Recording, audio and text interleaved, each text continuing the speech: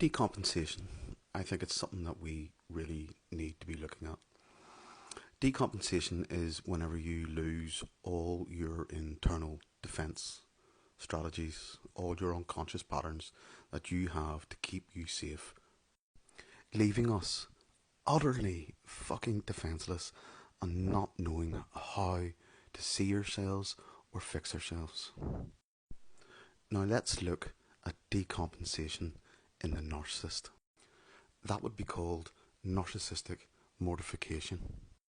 You see, if a narcissist is exposed, they will experience narcissistic mortification, removing all their compensatory defense mechanisms, and that includes the false self.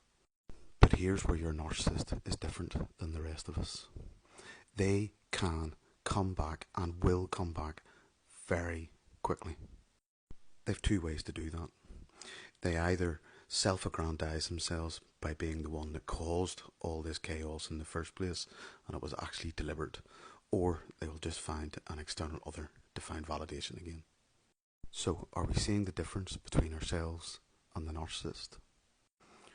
Our journey that we went through with the narcissist is the same journey that they went through, and most likely the same journey that we've all been through again and again from childhood onwards. Our loss of identity has us firmly stuck within our paranoid schizoid position, our earliest infancy psyche, where our identity is existential. You could call this period in our life pre-compensation. This is being amplified now by our CPTSD, the micro traumas that happened during the relationship. And here's the kicker to understand. The narcissist in your life does not identify with their internal abuser, the superego, whatever it is you want to call it. The voices that inside of you tell you the difference between right and wrong and how good or bad you are. Hence why the narcissist, because they don't identify with that, they have a self-aggrandizing false self. Our journey through the relationship and post-abuse is heavily aligned with that of the narc in your life. The removal of all structures of defense and foundations of self is what happened to them.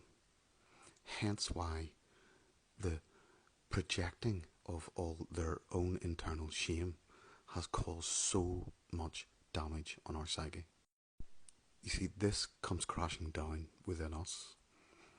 None of it comes crashing down within the narcissist because they cannot accept the shame. Because we identify with our internal abuser, we introject that shame. We become the main container of negative energy.